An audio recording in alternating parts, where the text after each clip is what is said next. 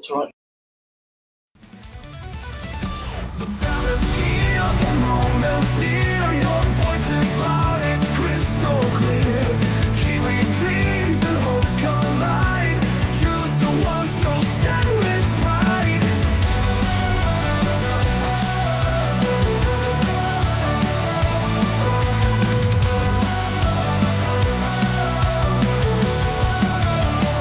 It's in the ballot where we belong. Every vote builds a nation strong. Your council, your board, your mayor in line. Together we shape this land divine. The future's written in your hand. A chance to guide and take a stand.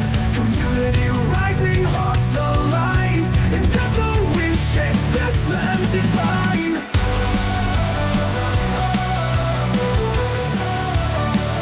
It's in the ballot we belong. Every vote builds a nation strong.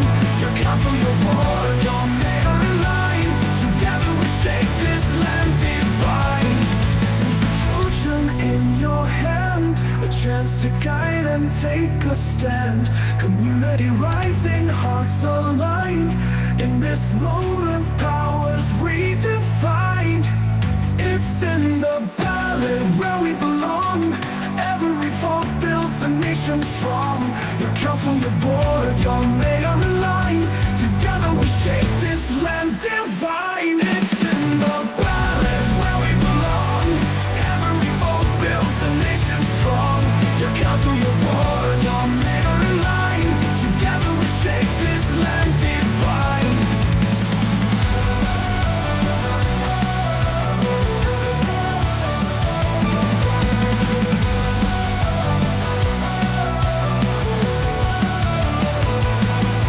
From hills to shores, every voice will soar. Decisions made will open the door to brighter days and skies that shine. Our future's ours, it's yours and mine.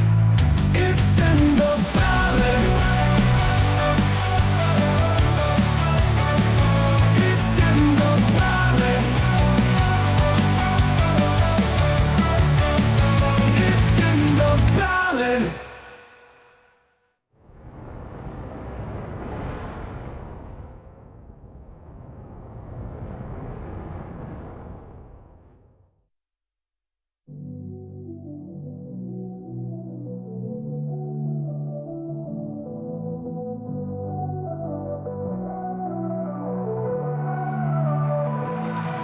From hills to shores, every voice will soar. Decisions made will open the door to brighter days. The balance here, the moment's near. Your voice is loud, it's crystal clear.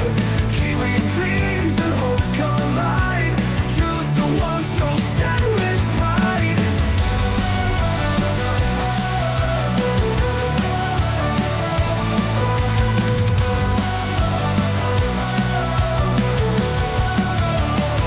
It's in the ballot where we belong. Every vote builds a nation strong. Good afternoon. Welcome to It's in the Ballot. I'm your host, Nick Hollander, and we are in Foxton for the Kere Kere ward. We have our two candidates here with us in studio, and with every election, there's one thing standing in the candidate's way, and that is your vote.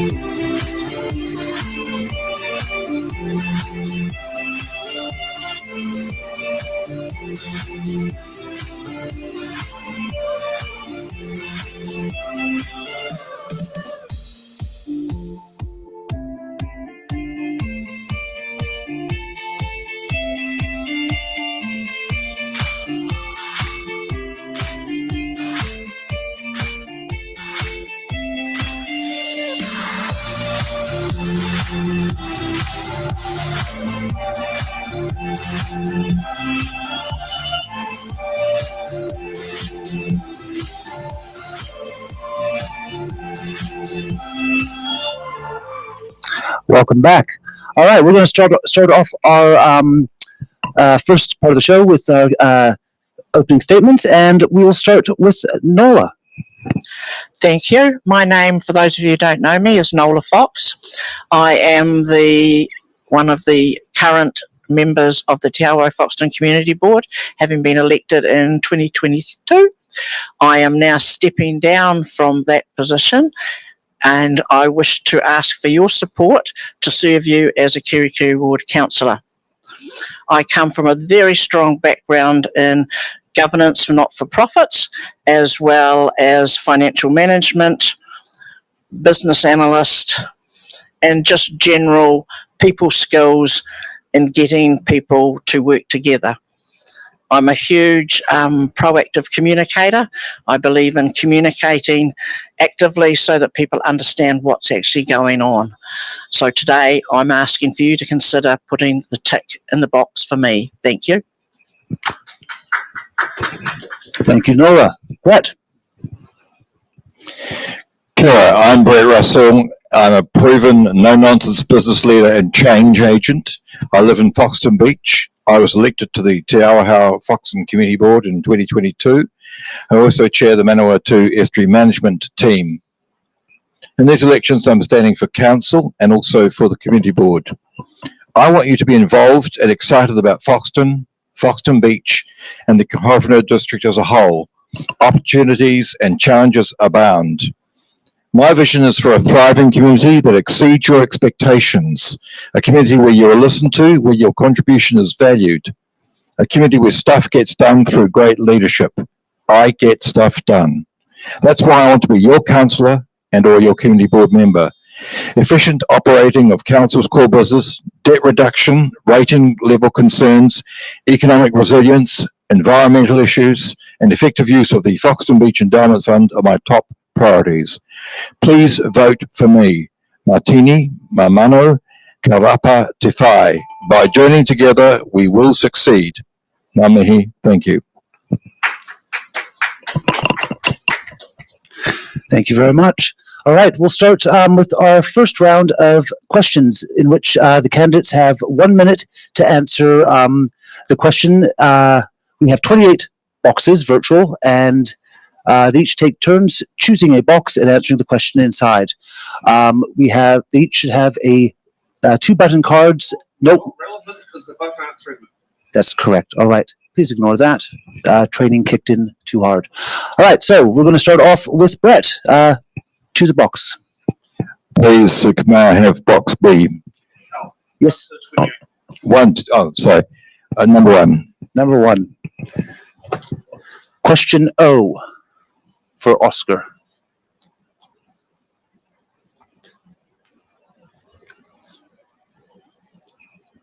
Okay, let's try that again. There's nothing here. Yeah, go ahead. Okay. Oh, you can come. Sorry, no, I can't. Oh, tab. All right, let's try this again. Do you support borrowing to fund major infrastructure, or should we focus on a pay-as-you-go model?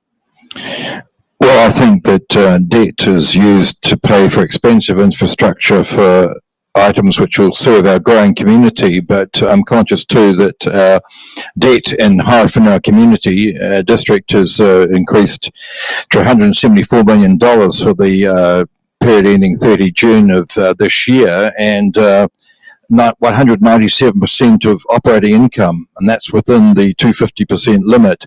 But I'm also conscious of the government's initiative to set up new water infrastructure agencies, and there's been collaboration between our council, Palmerston North City Council, and I think from Rangitiki Council, to move that debt off the council's books by 1 July 2027.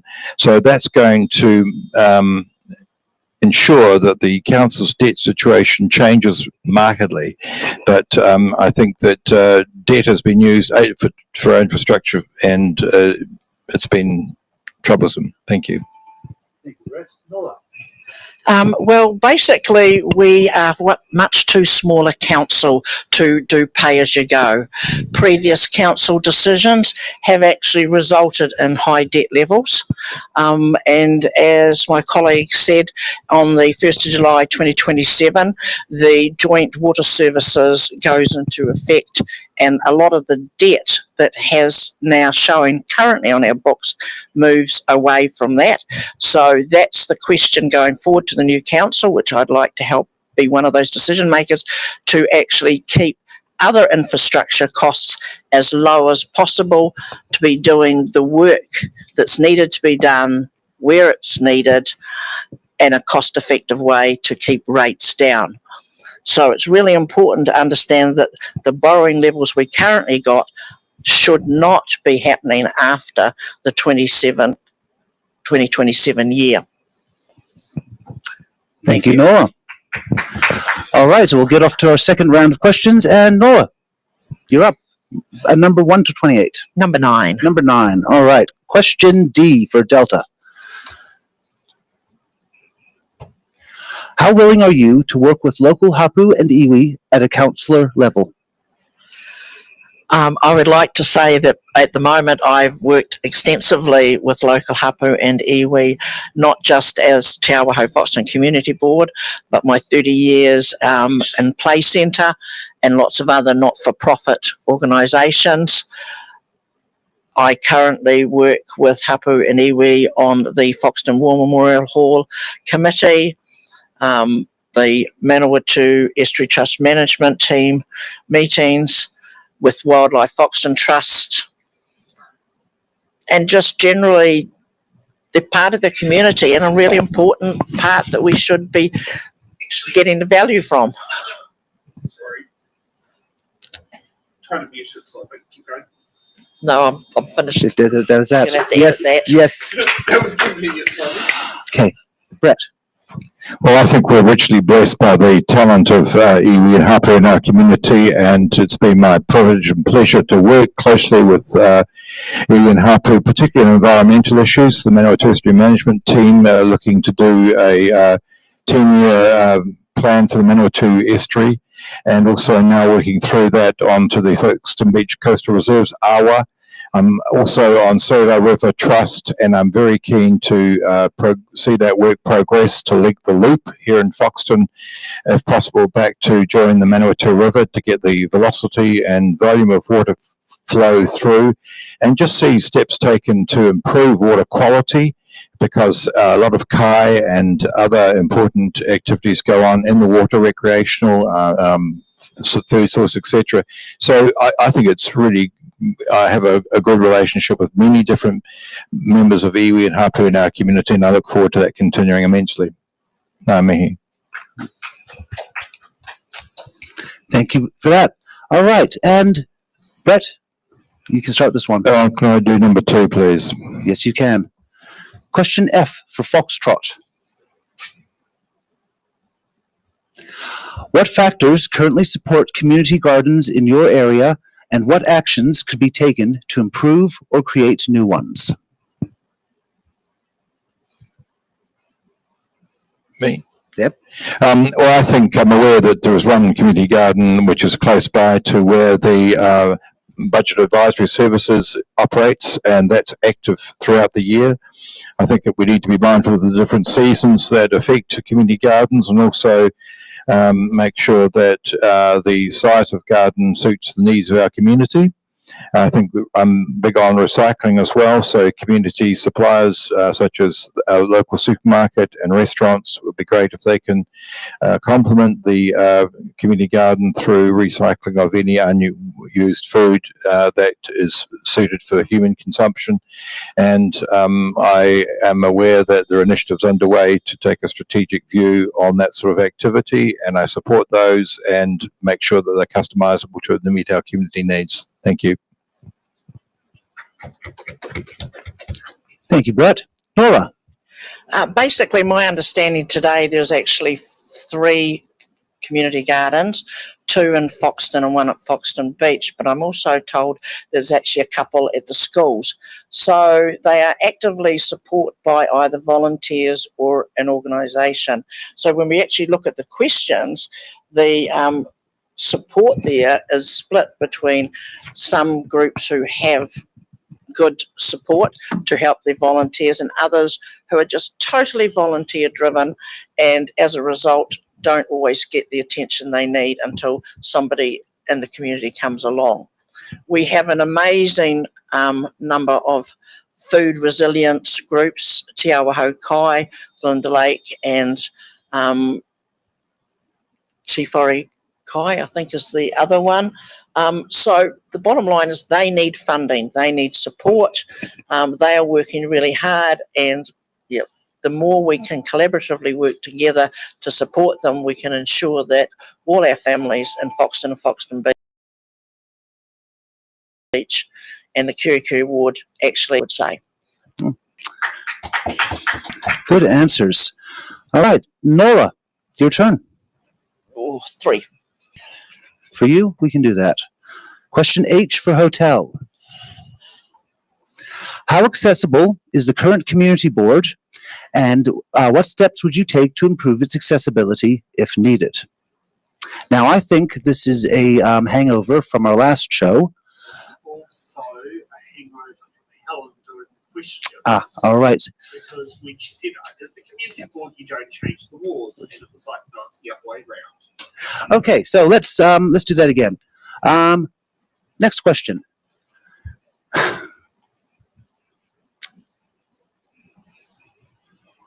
Yeah, Yep. All right. So with the recycling debate, now we have a trial that will probably be adopted. Okay, let's ignore that. Yeah. Okay. Will the costs to the ratepayer be more? Is there a strategy to prevent higher costs? I would actually say that it's actually uncertain as to whether it will be adopted unless the current council adopts it in their current trimester. The funding that came from government to support the trial for curbside food waste has actually been removed by the current government. So therefore, that would mean that there would be an impact on rates going up, which I'm against, to actually fund it. The aspect of recycling food waste for those people who don't want to run compost bins is a really good program, but somebody's got to pay. And so it really, unfortunately, could be something that might have to go to a long-term plan decision when we have rates at an affordable level. Thank you, Nora. All right, Brett. I think that rates contribute 80% of the revenue any council gets, and from government contributions they have in the past amounted to about 10% of all total income that councils get in. So in terms of supporting, I think one needs to be mindful that we already have, because councils have faced increased costs and have in the past used debt to pay off infrastructure and expenditure, we need to be mindful of where the money goes to, where it comes from, and how it's best used. And I think it's important that ratepayers have peace of mind as much as they can, that in spite of rising costs, they can have confidence in the council to spend wisely on core business, and which of course is the roads, water currently until 1 July, and other infrastructure. And so I am just sounding a wee note of caution there, but that's my concern. Thank you. Thank you, Brett. All right. Your turn to choose a box. Could I have box number 4, please? All right. Once more into the breach. Let's see what we get. G for golf.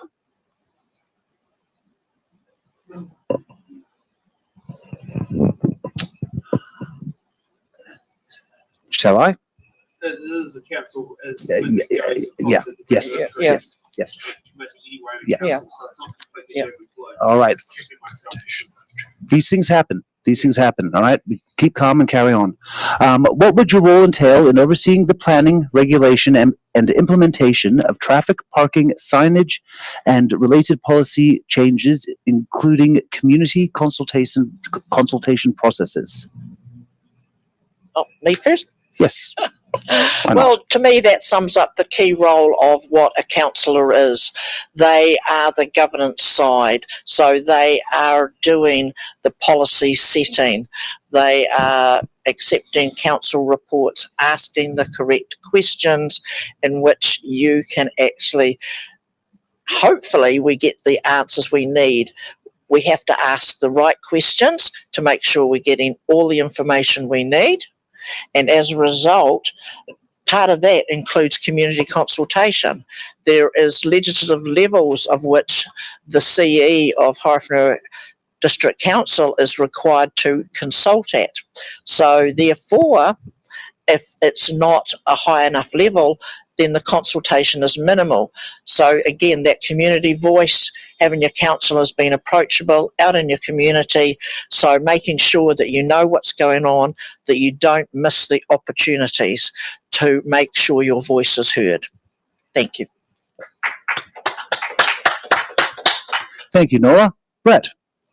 Well, I think that there should be quite a disciplined step-by-step approach to this, and I think that it should be involved with things like discovery, seeing what signs are out there, what's going on in our community, and analysing the trends, what the needs are, what the strengths, weaknesses, opportunities, threats are, and then this is on the operational side with the council is having the governance side of things, but being informed once the council staff have done their due diligence.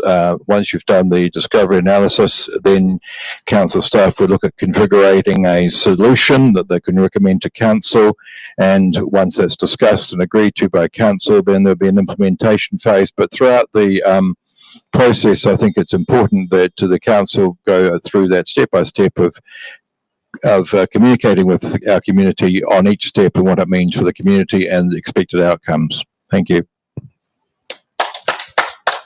I'd like to note quickly that despite the chaos happening behind the scenes with our show here, both of our candidates have remained very calm. So that bodes well for Kere Kere Ward. All right. Noah, would you like to choose a question? We must be up to number 5 by now. We are up to number 5. You're good at this. And they can count. I like that even better. All right. A for Alpha. Do you support political party endorsement of local government candidates? No, I don't. I believe that we're elected by the ratepayers. We are the voice of the ratepayers. We've got to listen to the ratepayers. When you have a second group that you have to promote their party lines, their advocacy, you are not doing justice to the position of what you've been elected to do. I'm a huge environmentalist, but I'm not a member of the Green Party. I think that it's really important that the vocal voices are heard, because it's really important to understand that the Kere Kere Ward is 2 votes out of 13. So lobbying and making sure that community voice is being heard is critical. Thank you. Brett. Yes, I tend to agree with Noel. I don't know, and I'm pleased that there's no real evidence of party politics in the Horowhenua district. And I think, as Noel has said, that it behoves the candidates to welcome and listen to the needs of our community. In Kere Kere Ward, we're blessed with the good quality of candidates, and I am pleased that we don't have. I can only think of one instance where there was a Green Party representative, but that was the previous election and for the wider Horizons Regional Council. But certainly I can't think of any political parties involved in our current, in the number of 46 candidates going forward. And I think that's good. I think each candidate, the onus lies with them to do their research and their campaign and work through those accordingly in consultation with their community and put their best foot forward. Thank you. Thank you, Brett. All right. Would you like to choose a box? Was it my turn? Oh, yes, yes. Okay, I'll do number 7. Have we had? Yep, 7 we can do. All right, E for Echo. What community project would you be happy? Okay. Would you be happy to support for council community grants? Who goes? Let's start with you this time. Look, I'm happy to see a project like Save Our River Trust receive community grants, even though the council is stretched financially at present times. And I have to say that the council has become quite a good supporter of Save Our River Trust, and that's an important organisation because it's environmentally focused. The organisation's been recipient of government funding in the past from the just the name of the fund escapes me, but beautification of the banks and close to this building has been done well. But I think the actual tasks of reconnecting the loop to the Manawatu River is a big task and requires evidence-based decision making, and funding to help that would be brilliant. Thank you. Thank you for that. Nola. Well, while I appreciate the funding for the loop is great from a community aspect, my highest priority is food resilience, is making sure that our groups that are out there that are basically running on the smell of an oily rag actually get funding to actually fill the bellies in our community. They're my highest priority. We then need to go on to making sure that we've got good, safe community halls for people to be able to have free or to cheap activities for the arts, music particularly. This is a strong community here on the music scene, and people need to be able to have, in this cost of living crisis, ways and means to be part of the community. So that's where my priority lie for community grants. There's lots of environmental grants out there to support the rest of the work.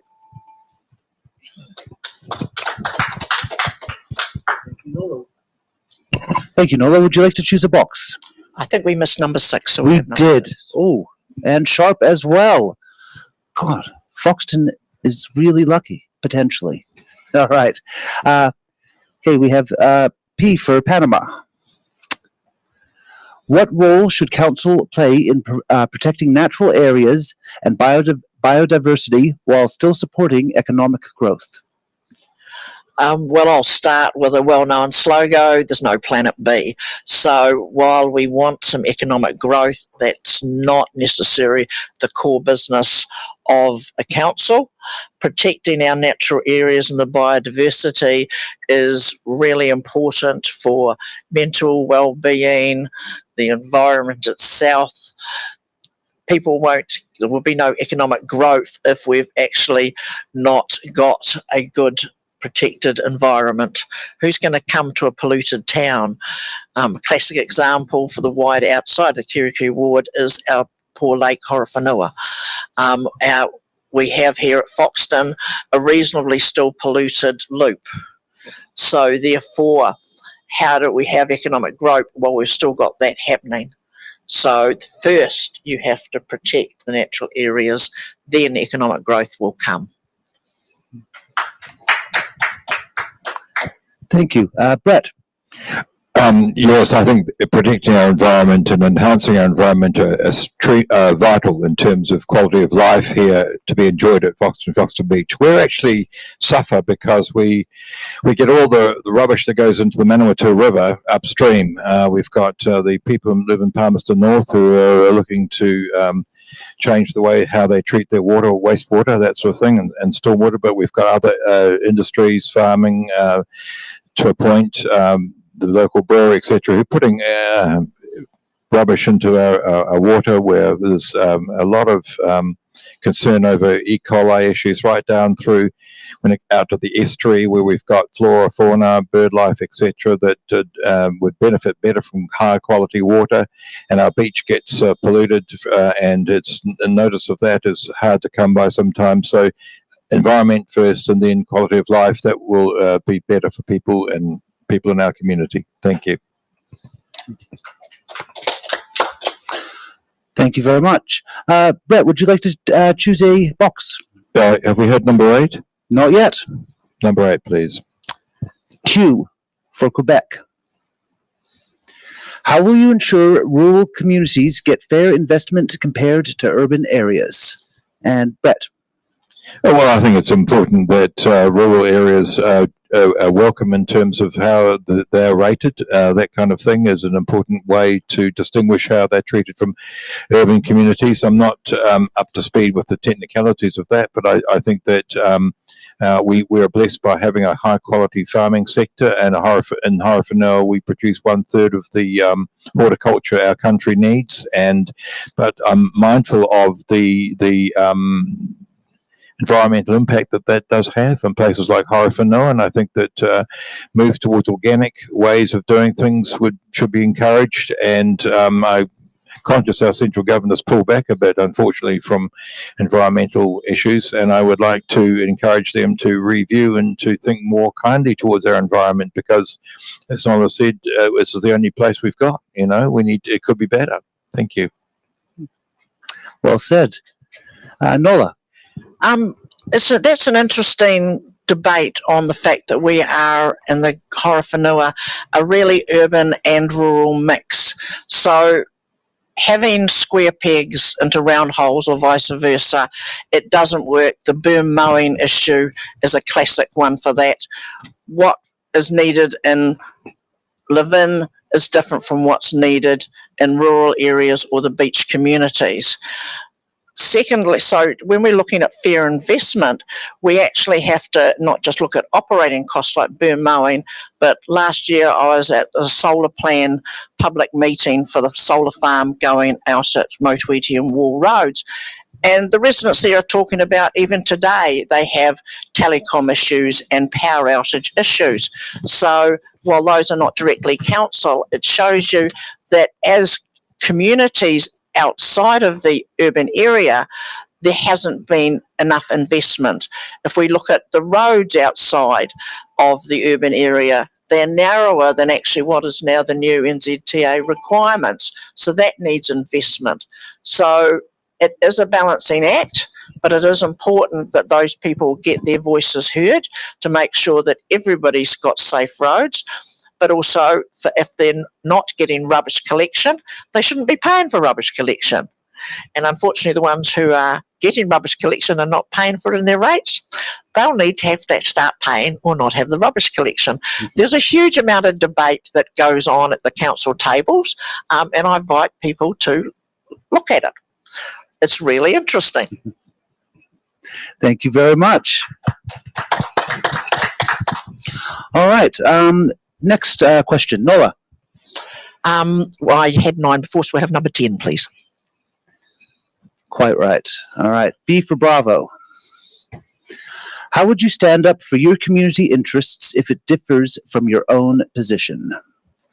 That's a challenging one, because when you stand for the Kere Kere ward, while I'm giving a community voice if I'm elected, there are 2 votes out of 13. So there's going to be times when this actually occurs. I think what's really important is to make sure all the information has been gathered. I think it's really important to make sure the community voices have the accurate information. In today's society, we have a huge amount of keyboard warriors, all sorts of misinformation. So it's really important that not only do I have accurate information, we get accurate for the information out to the community. And there will definitely be times when I disagree with what the community wants. But if that's what the community wants, that will happen. But as we saw, sometimes we go to the council table and we get outvoted because it's not what the rest of the council wants. And we just have to live with that. That's democracy. Thank you for that, Nola. Brett. I think we do live in interesting times, and we face things like artificial intelligence as opposed to real intelligence, and it's often difficult and challenging for people to know what is in actual fact correct. But I must say that our council is very good at communicating things in a way that can be understood, and I think that that should be continued. And I acknowledge Nola's good point that we may not always agree, but if we go through the process of discovery and analysing and thinking through what the issues are, and we listen to our community and the rationale behind what the community is saying, even though we may disagree with it, we are a democracy, and around the council table, it's up to each individual councillor to make a judgment and vote accordingly. And that's, I support that practice 100%. Thank you. All right, thank you both for that. And Brett, your turn to choose a box. 10, please. I'll give you 11. 11, yeah, sorry. Thank you. R for Romeo.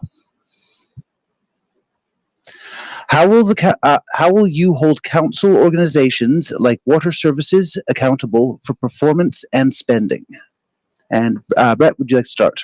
Yes, I would like to start. I think that our council has invested a lot in water, both wastewater, stormwater, and water delivery to households. And I think that on the whole, it's been a very good investment. There's been struggles in terms of stormwater, how that's been handled over the past 5 years, particularly in the Foxton Beach area of Kere Kere ward.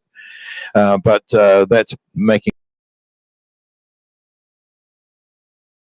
good progress to but I am conscious that water will be taken off the council's responsibility areas from 1 July 2027 when the new government agency takes that over.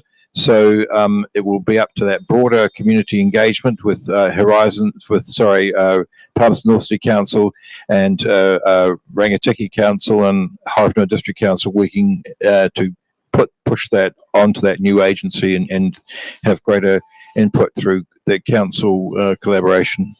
Thank you. Thank you very much. Nola. As Brett just said, the bottom line is that we're losing that control. So the focus for the current council and the incoming council is the letter of intent, which actually makes them accountable. That's going to be quite detailed, and that's how we can make them, as we lose partial control of that asset, it's going to be really important we can have them accountable. In the meantime, leading up to the 1st of July 2027, we already have long-term plans and annual plans in place, and we've seen the council work hard to reduce rate increases.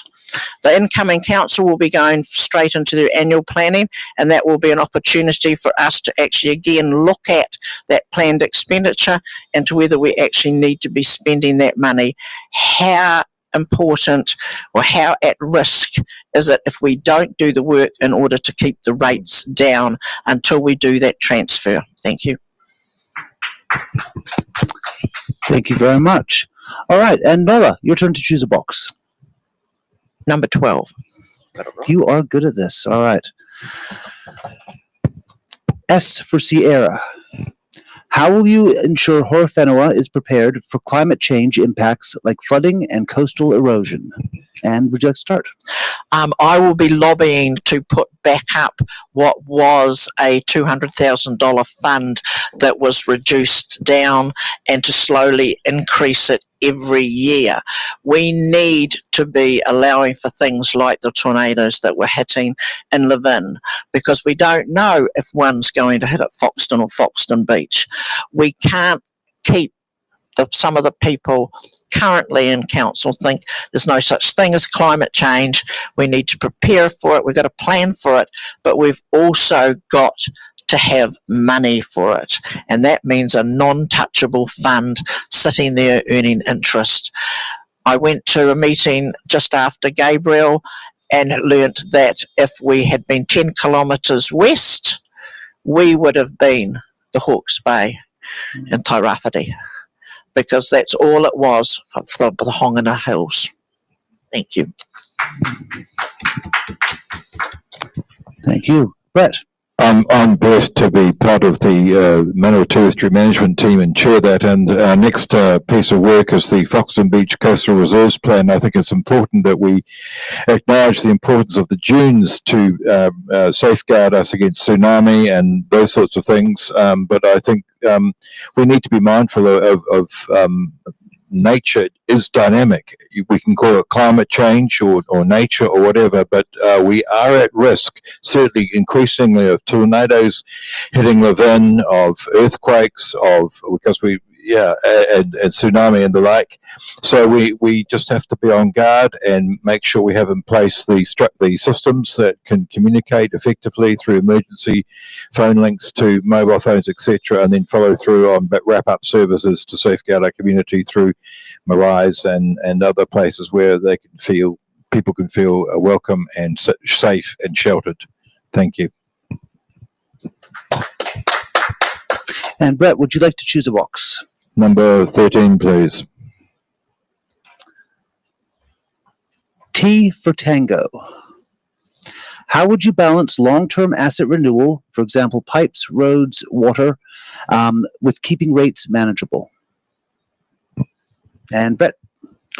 Well, I think we've got to keep in mind that the council will continue to maintain water in particular through until the end of June of 2027 before it is handed over to the other organisation. But I think that in terms of the growth situation facing our district, we've got about 40,000 people here, and we're looking to grow substantially to 54,000 by the later the century, mid 2040, 2049, something like that. And we just need to work through the planning and the appropriate allocation of resources to take that growth into account.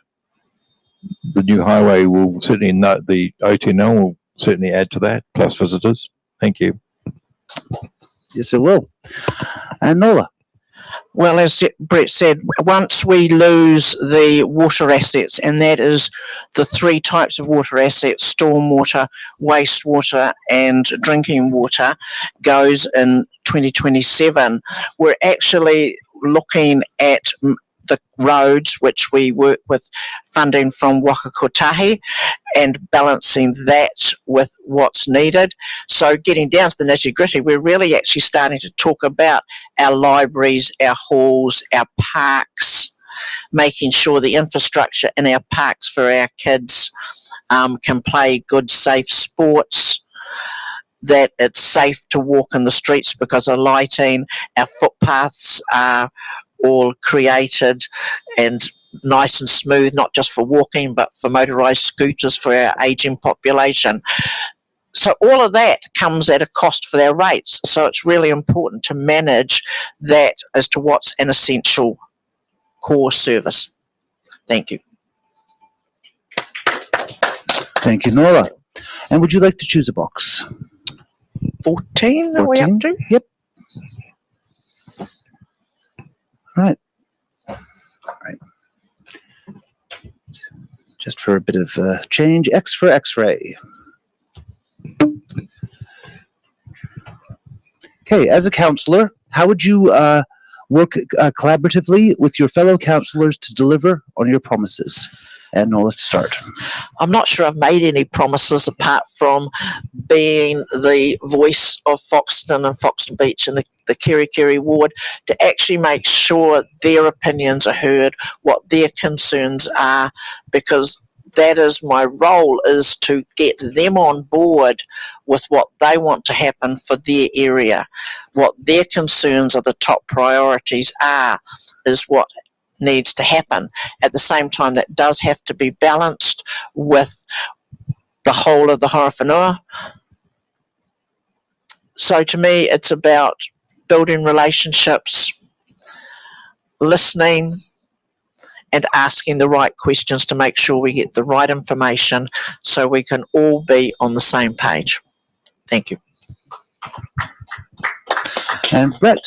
I want to make it clear that what my top priorities are for council and board, like efficient operation of the council's core business, water, roads, waste management, debt reduction, well-considered rating levels with appropriate community consultation, economic resilience, environmental issues, and effective use of the Foxton Beach Endowment Fund.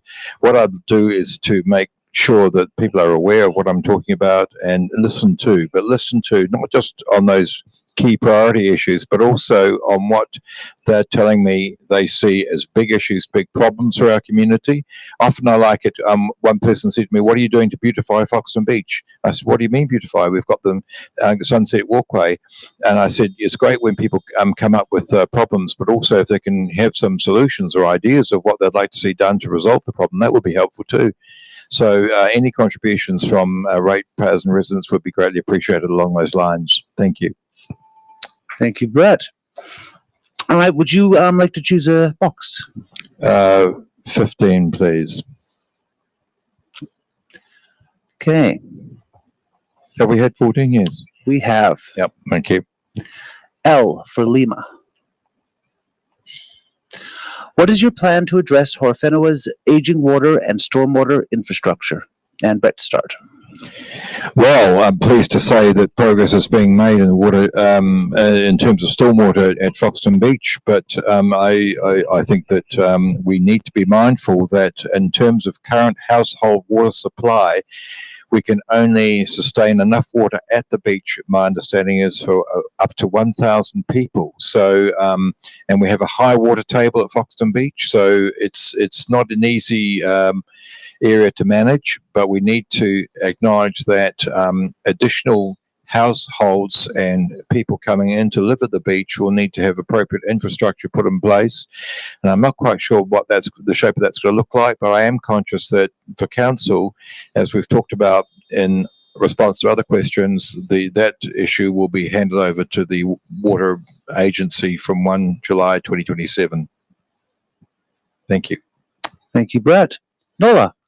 Hi. With the handing over of the water services in July 2027, to me, I see it's going to be a high focus in making sure that any urgent maintenance is done to maintain our current water supply, and going back to what we call the letter of intent for the joint water services organisations, it's going to be critical that we actually have in that the identified what is the aging structure, what are the highest priorities that we need to have investment made into to make sure that work happens as soon as possible, because we are then going to be having 3 councils with all wanting their own plans.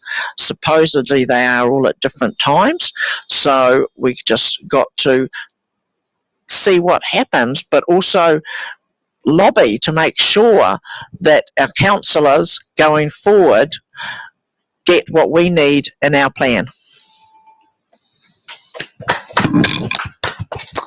Thank you for that. And Nola, your turn. Number 15. I can give you 16. All right, 16. I must have lost the plot somewhere. I think it was from when we had that mess up before. Okay. So, J for jelly bean, as my nephews would say. All right. No, we've had this one. We'll go 17. Yes. All right. Again, U for unicorn or uniform. How would you ensure new housing developments are matched by investment in transport, water, and community facilities? And Nola. Well, first up, I'm a huge believer in development contributions. That hasn't been the past in some councils where they weren't even being paid at all. That's part of the reason we have such high debt levels.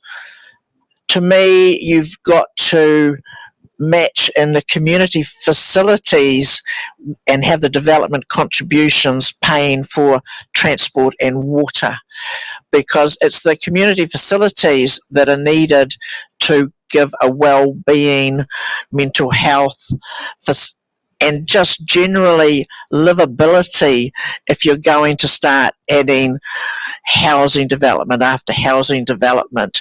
Otherwise, all we end up doing is putting everybody in cars, travelling everywhere. So that has to be in the planning, and that comes at a cost.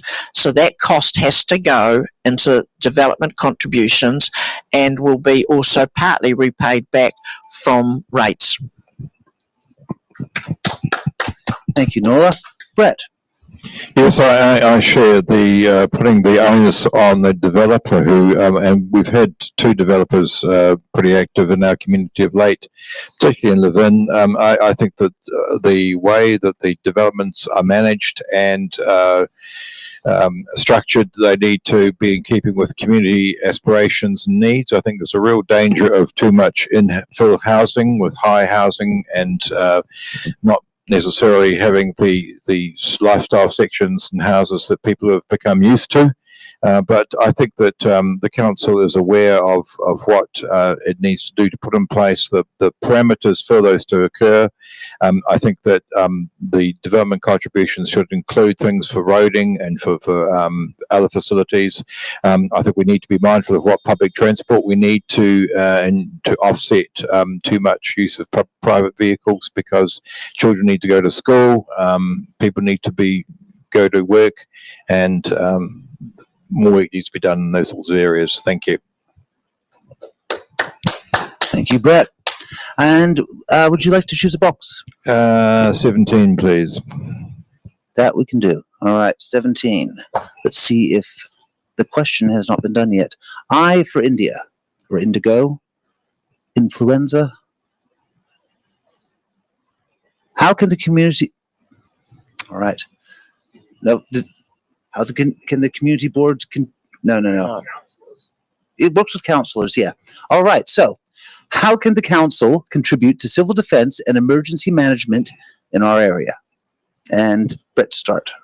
The community board, the council can contribute to best optimum civil defence management through practices that have worked as a result of lessons learned in Cyclone Gabriel. If we need to have more rapid responses from police, fire and ambulance, and also we've got the Linton Army camp close by, so that we need to cooperate with that as a resource for helping people in times of dire straits, looking out to where the facilities we've got, like the Foxton War Memorial Hall, like Marai, that can be used as shelters and places where people can be treated if they're injured or need sustenance. And so a coordinated approach at council level with dedicated people liaising with key stakeholders and agencies is key.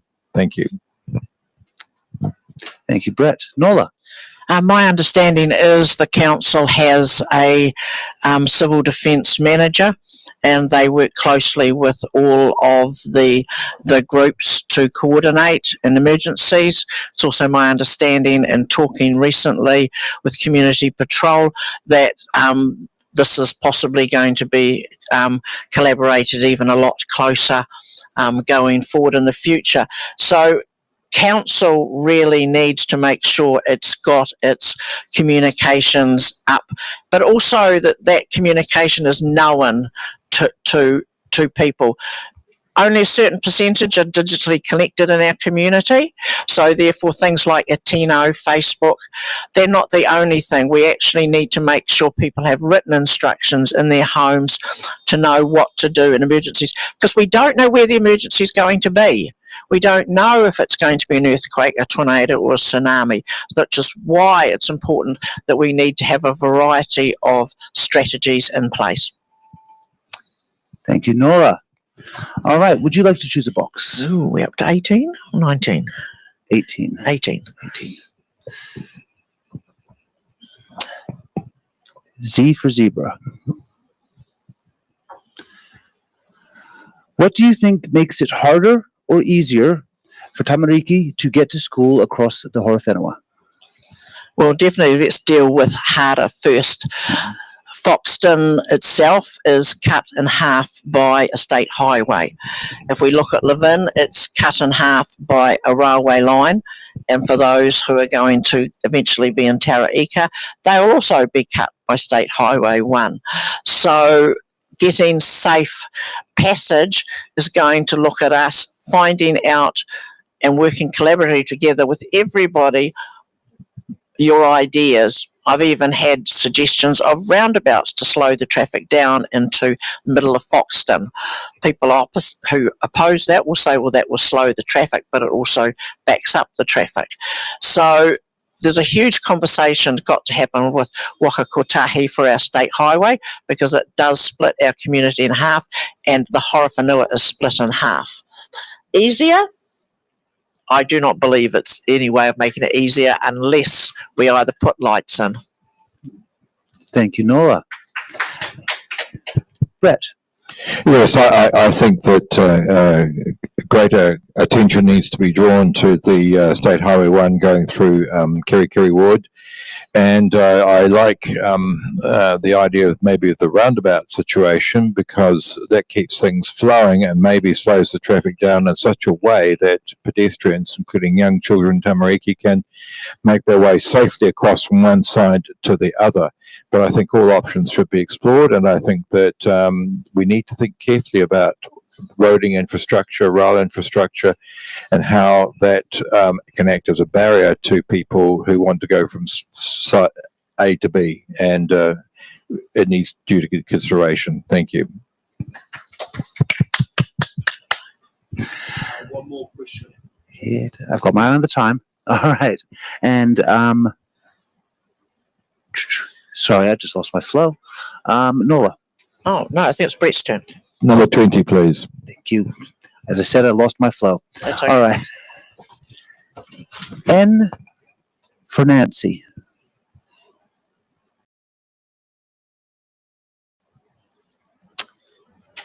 Disconnected from council decision making. How will you improve transparency and community engagement? And Brett. Well, actually, council meetings are live streamed, so I think the council is doing its best to make themselves transparent. But I do think that sometimes in the areas of community consultation, they use frameworks which are designed more to hopefully get answers back that the council would like to hear, rather than what the community aspirations are. So I think we need to be mindful of objective type surveys, objective types of communication.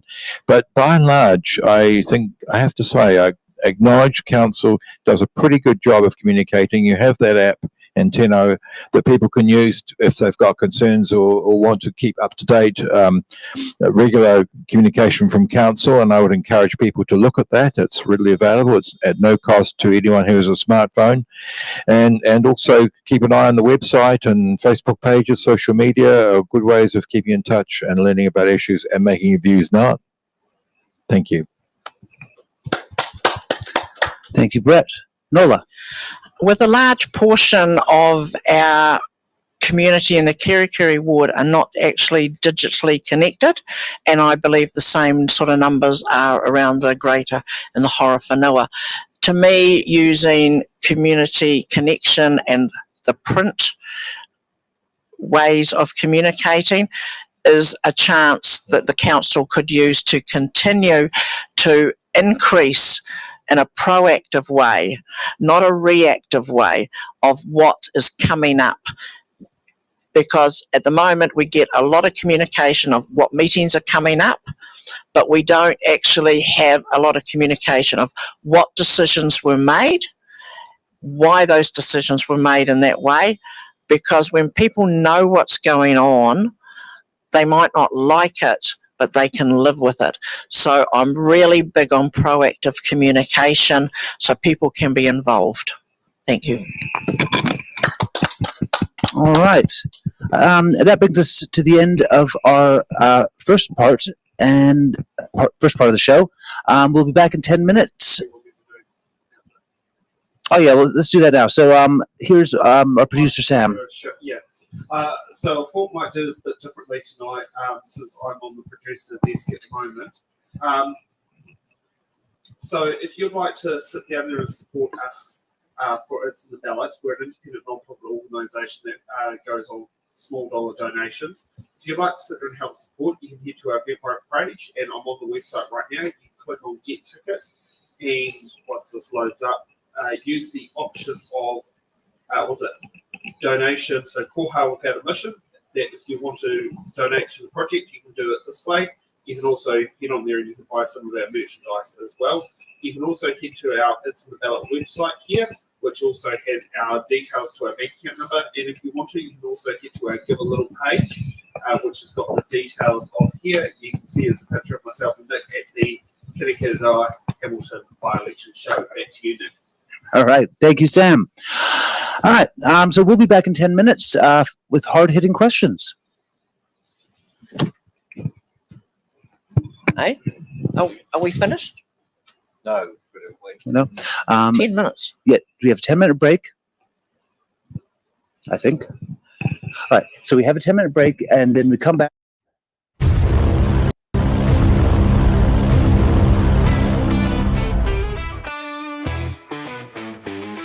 We're taking a pause, just a short little breather. You don't need a leader. The live stream will be back, so don't go too far. But for now, you can wander wherever you are. Intermissions aren't really a thing anymore, but we think they're cool, a tradition to adore. A moment to breathe, have a laugh, maybe chat. There's magic in breaks, and we're keeping that. Head to the lobby, I mean your kitchen with glee, for snacks that are tasty and drinks. Fill up your plate, pour a glass, take your time, then come back refreshed. We'll resume on a dime.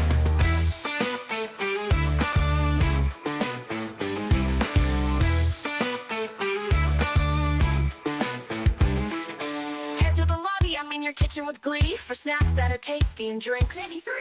Fill up your plate, pour a glass, take your time, then come back refreshed. We'll resume on a dime.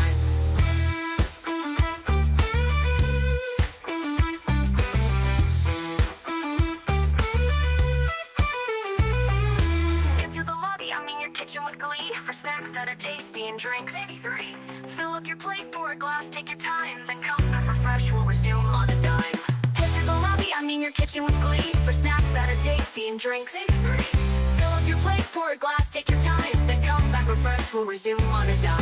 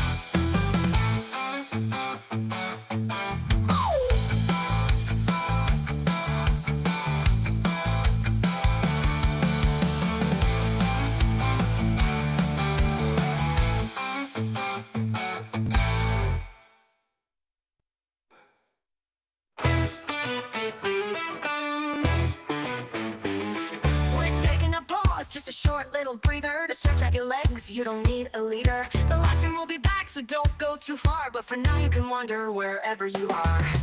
Intermissions aren't really a thing anymore, but we think they're cool, a tradition to adore. A moment to breathe, have a laugh, maybe chat. There's magic in breaks, and we're keeping that. Head to the lobby, I mean your kitchen with glee, for snacks that are tasty and drinks. Fill up your plate, pour a glass, take your time, then come back refreshed. We'll resume on a dime.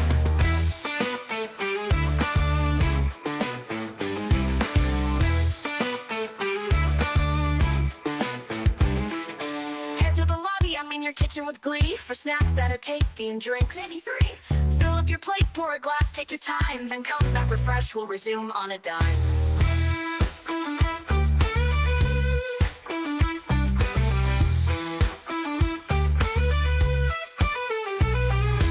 Into the lobby, I mean your kitchen with glee, for snacks that are tasty and drinks. Maybe 3. Fill up your plate, pour a glass, take your time, then come back refreshed. We'll resume on a dime. The lobby, I mean your kitchen with glee, for snacks that are tasty and drinks. Maybe 3. Fill up your plate, pour a glass, take your time, then come back refreshed. We'll resume on a dime.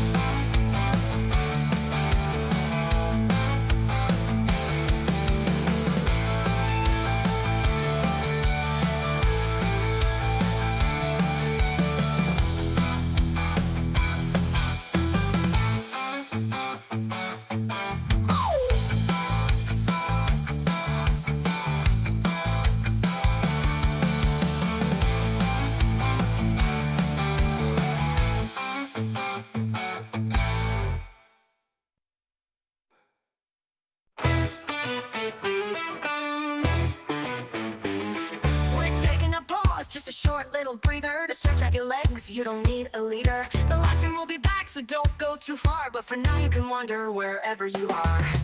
Into Intermissions aren't really a thing anymore, but we think they're cool, a tradition to adore. A moment to breathe, have a laugh, maybe chat. There's magic in breaks, and we're keeping that. Head to the lobby, I mean your kitchen with glee, for snacks that are tasty and drinks. Fill up your plate, pour a glass, take your time, then come back refreshed, we'll resume on a dime.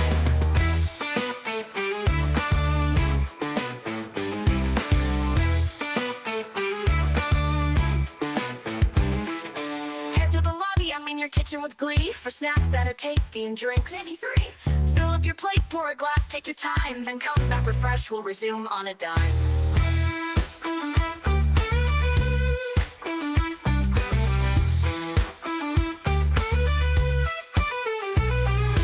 Into the lobby, I mean your kitchen with glee, for snacks that are tasty and drinks. Maybe 3. Fill up your plate, pour a glass, take your time, then come back refreshed, we'll resume on a dime. The lobby, I mean your kitchen with glee, for snacks that are tasty and drinks. Fill up your plate, pour a glass, take your time, then come back refreshed, we'll resume on a dime.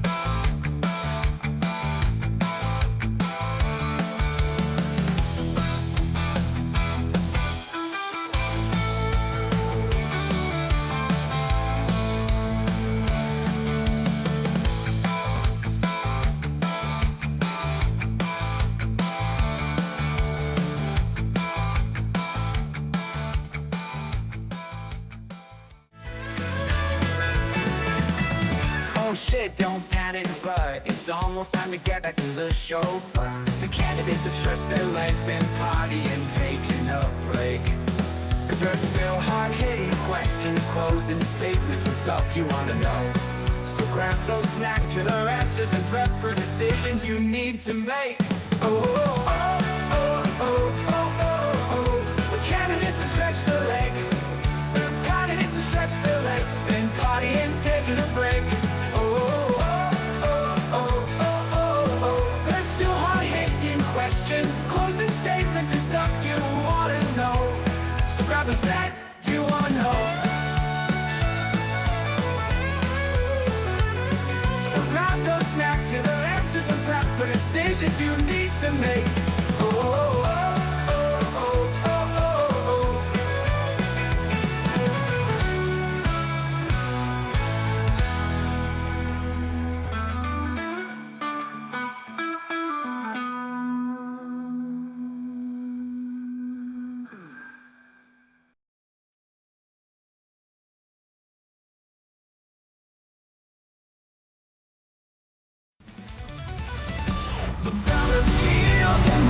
moments near, your voice is loud, it's crystal clear.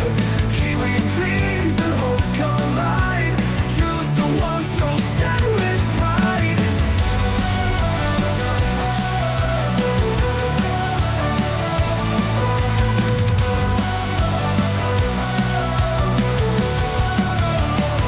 It's in the ballot where we belong. Every vote builds a nation strong. The ballot's here, the moment's near. Your voice is loud, it's crystal clear. Kiwi dreams and hopes collide. Choose the ones who'll stand with pride.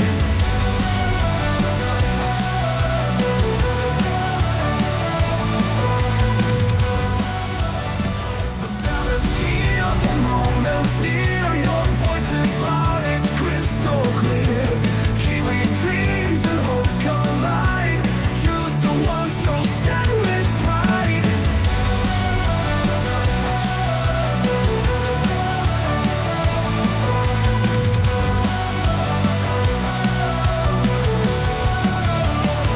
It's in the ballot where we belong. Every vote builds a nation strong. Your council, your board, your mayor in line. Together we shape this land divine. The future's written in your hand. A chance to guide.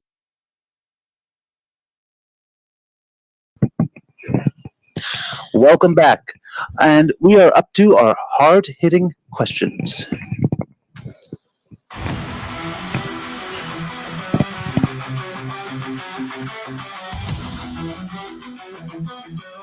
Hard-hitting questions. We're not gonna make it funny. What does a question? Because every candidate has answered the hard-hitting questions. Oh, Sam, you have a normal pen you can throw at me? All right. So we'll start off with our first hard-hitting question. Do you think the council is doing enough in terms of wastewater treatment and disposal? And Nola, you have the floor. Unfortunately, I think they are doing enough with their current cost restraints. That doesn't mean they're meeting the needs for our ratepayers, and that's all about debt. So as far as I'm concerned, the 1st of July 2027 can't come fast enough. There's nowhere near enough resilience in the system, and they know this, but it's a cost issue. Rates has to pay for it, and we're a small council, so it would be lovely to have a money tree out the back, but we don't have a money tree out the back. So we just have to make sure the governance side is putting pressure on the council to be as efficient and as effective as possible. And going forward, we have the joint water services working for our benefit. Thank you. Thank you, Nola. Now, these money trees you speak of, where can I find them? If I knew where they were, I would have one. In fact, I might have two. Should have bi-weekly lottery tickets. Do I get to answer that question? You do. All right. And Brett, your turn. Okay, look, I'm keen to put some numbers on the table in respect of this. In terms of the 3-year period, 1 July 2024 to 30 June 2027, the forecast capital expenditure by council in that period is $137 million, budgeting for significant work to replace ageing infrastructure such as the Levin wastewater treatment plant and upgrades to drinking water plants around the district, among other important projects. So a lot of money going to a lot of water related projects, and I'm keen for that to be shifted from the council's books as from July 2027. But at the moment, we are a small district. We're paying a lot of money out for water and water related activities. Thank you. Thank you, Brett and Nola. All right. Hard-hitting question number 2. Are you comfortable with the way the council manages its debt position? And Brett. Well, debt is used to pay for expensive infrastructure items which will serve our growing community for many decades to come. By spreading the cost over a long period, we make sure that people who benefit from the investment in the future are also contributing to the cost. At 30 June of this year, we have $174 million in debt, which is 197% of council's operating income. That's within the 250% limit council has set themselves, but it's higher than many comparable councils. One of the reasons for this is that past councils has reduced rates increases by not asking for all the money needed. And also we have a large value of assets per head of population that we need to maintain and replace as a responsible asset owner. But the council is committed to paying off the debt in such a way that towards the end of this decade, when they have a balanced budget, it means that rate increases, for example, will fall quite dramatically, hopefully below inflation to about 4.1%. Thank you. Thank you for that. Nola? Well, actually, in the last 2 years, for the first time ever, the council has to be congratulated on starting to work towards a zero budget. That means past councils have borrowed and added to debt limits for operating costs. Going forward, this next year will be their third year, and they should then get to operating a zero budget. Doesn't sound like huge, but believe me, it is huge. I'm not going to quote numbers or anything. Water is definitely the biggest portion of the rates bill. If anybody's read the pre-election report, it's in there. All that information's available on the website. What's important is going forward, we actually need to make sure we are depreciating assets, we are putting money aside, and most importantly, huge focus on debt reduction at the same time as a zero budget. Thank you. Thank you. All right, hard-hitting question number 3. What is your position on retaining the Horowhenua Maori ward for Horowhenua District Council and the Tonga Maori constituency for Horizons Regional Council, and why do you hold that position? And Nola? I am definitely for retaining Maori ward positions. Some people would say that we are starting to see this election going forward, a number of Maori stepping up to general positions. That is not about equality. That is, we are not reached the point of equity where everybody starts the same position. So the values, the different ways of seeing things, all contribute to our environment, our community, and until we have equity, not equality, we need those wards to stay in place.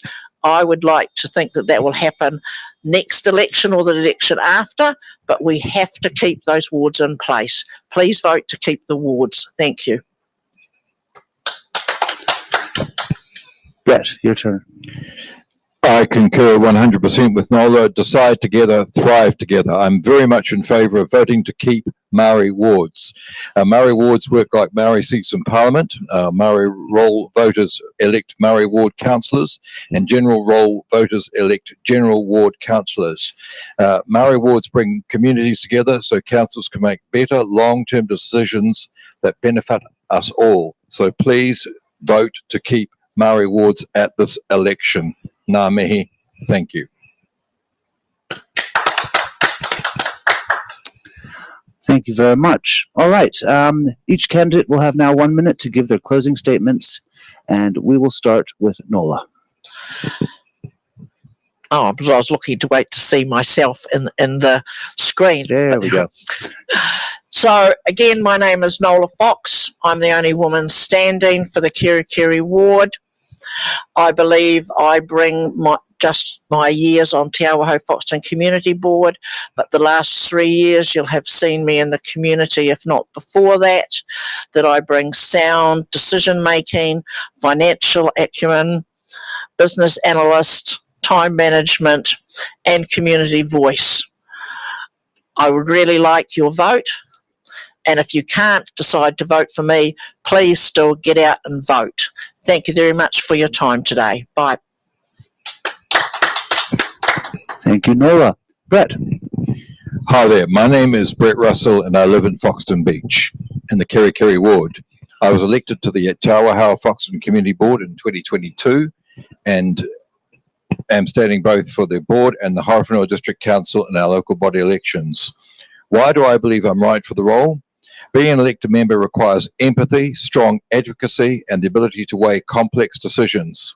Through my local district experience on our community board, as chair of the Manawatu Estuary Management Team since 2023, together with my extensive business background running successful IT companies, gives me the breadth of skills and experience for these sorts of tasks. Please, I do hope that you will vote for me at this elections for both the council and community board, and please do get out there and vote. Thank you for the opportunity of taking the time to listen to our comments, and we wish you all the best, and please do vote. Ngā mihi. Thank you. All right. I would like to thank our candidates, our audience at home, and our audience that is here and was here, as well as Sam, who has been our, well, bit of a random task today, and Laura, our offsite editor. And I'd also like to thank Stacey for all the graphics, and I'd just like to say we are really lucky to have such a nice venue today. So yeah, Just before you go, we have this from Laura. Oh Good dear. job, Nick. You nailed the pronunciation. Thank you, Laura. I try. I really do.